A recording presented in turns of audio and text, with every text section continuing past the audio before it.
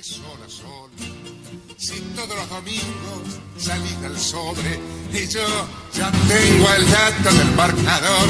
Palermo, San Isidro, no sé, Eucalipto. Vení que está la papa, vas a saber lo que es un vilomista y un arbolito, lo que es para venderse a un pingo con 100 y 100. Tírate un lance que haces en casa. Tírate un lance que haces en casa. Qué fuerte y qué lindo suena aún, y seguramente por muchos siglos más, esta obra de Rivero con guitarras, haciendo este tipo de canciones populares y de tangos, que seguramente a él le reportaron todo un desafío, como tantas cosas en su carrera. Rivero pasó por las mejores orquestas, hizo tangos con guitarra, algunos muy sencillos como este, otros muy complejos, estuvo con Piazzolla. Pues bien, el hombre pasó por todas las etapas, fue cantor de Salgán, fue cantor de Troilo.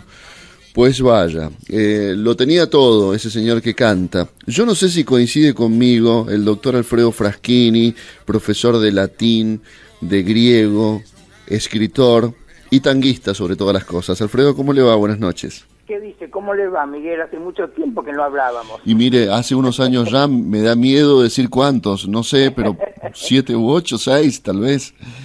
Pero cuando lo escuchaba Rivero recién, sí. Resulta que Rivero tiene una milonga que se llama Milonga el Negro.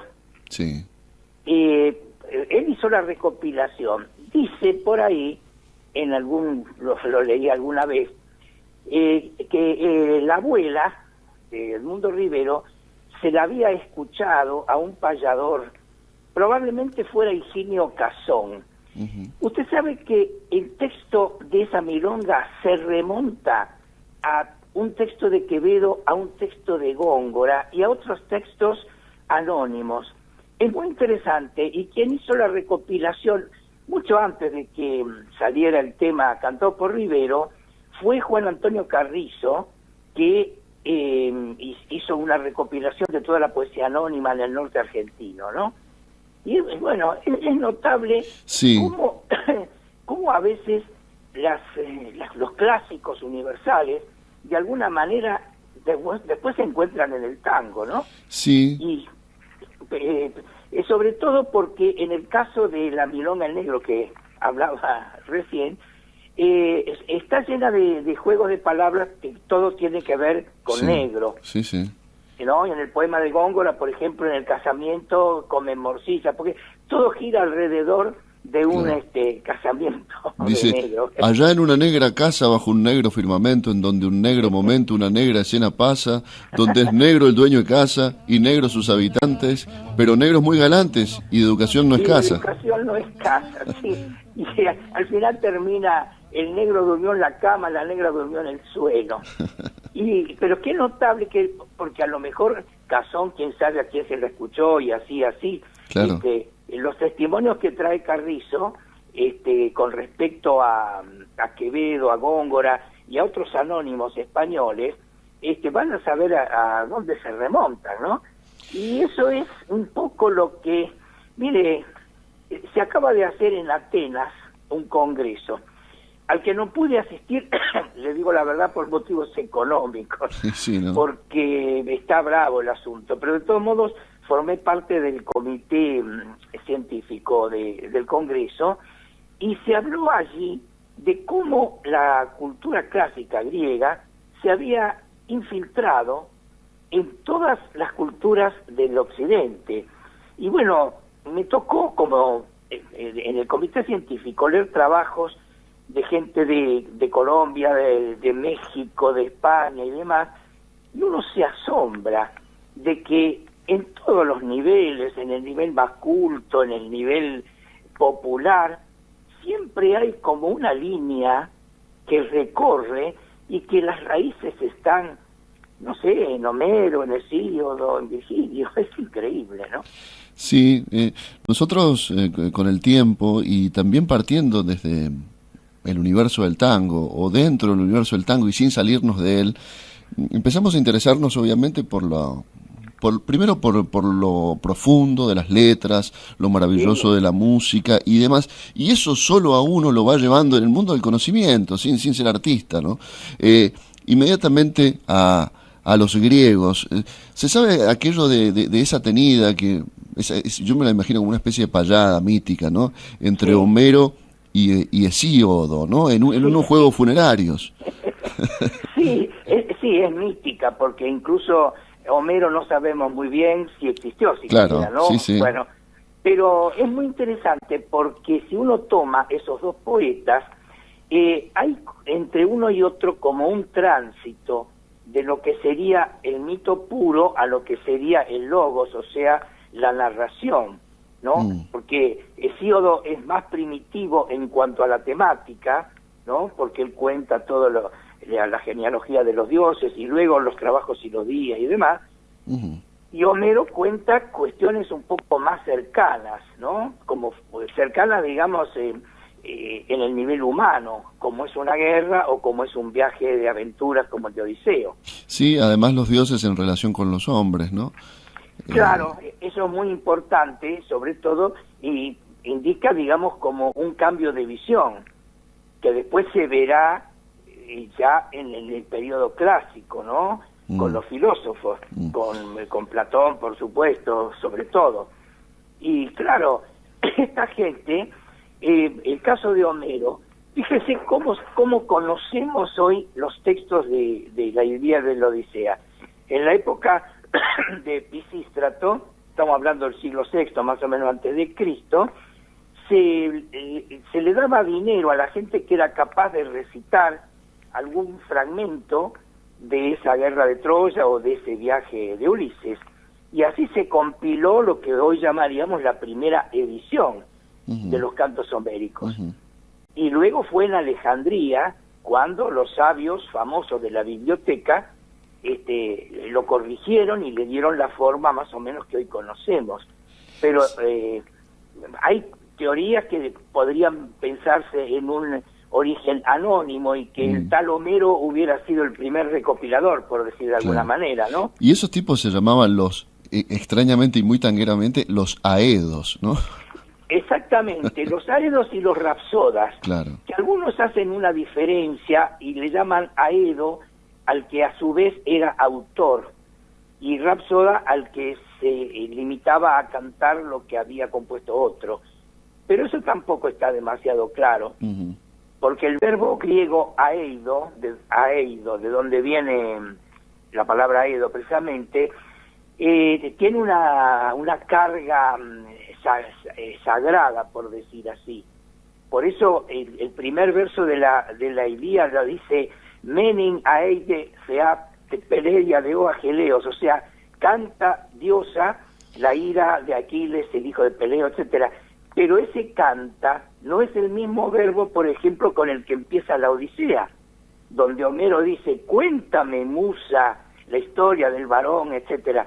Es decir, como que todavía en la Ilíada hay una idea de sacralidad en ese canto, en tanto que en la Odisea lo que predomina es la narración. Y todo eso era, yo no sé si decirle poesía popular, pero creo que sí. Pero ¿acaso la gran conexión, o si se quiere, esta semilla que va floreciendo, que la va llevando el tiempo, ¿no? De lugar en el mundo y que va floreciendo? No por nada Horacio Ferrer hablaba de aquello del pretango, ¿no? Sí. Todo aquello que está antes de esta invención, que uno, la verdad que hay que ser muy inocente para pensar que es algo que se creó en 40, 50 años, en un lugar del mundo, como fruto, acaso casual de una mezcla de culturas. Aquí hay una actitud humana centenaria, cuando no milenaria, pero yo creo que esa semilla ha germinado en el tango justamente porque, esa semilla clásica digo, porque habla de los asuntos más esenciales de la condición humana, incluso de los más abundantes, que son los menos lindos, ¿no?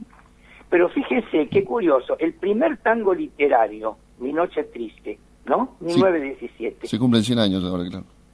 Claro, que lo graba Gardel y hasta las fábricas de discos tienen que poner una prensa aparte porque se agotan todos los días. Tiene una frase que dice, y la lámpara del cuarto también tu ausencia ha sentido. Es muy curioso que en un poeta de la antología griega Sí. aparece la frase que dice: desde que tú te fuiste, la lámpara de mi cuarto no quiere alumbrarme. 2000 años más o menos de diferencia. Sí, sí. Pero esto es muy profundo, porque lo que significa es la reacción del individuo frente a la mujer que lo abandona y cómo se contagia a los objetos. Aquello Que también esto- de quedarse a dos velas, ¿no? Exactamente, claro. Sí, sí. Y hay un montón de frases que tienen que ver con eso y que a lo mejor vas a saber a dónde se remontan. Yo conozco entre mis colegas, y hay un grupo que nos hemos dedicado mucho a ver la vinculación entre el tango y los clásicos de la antigüedad.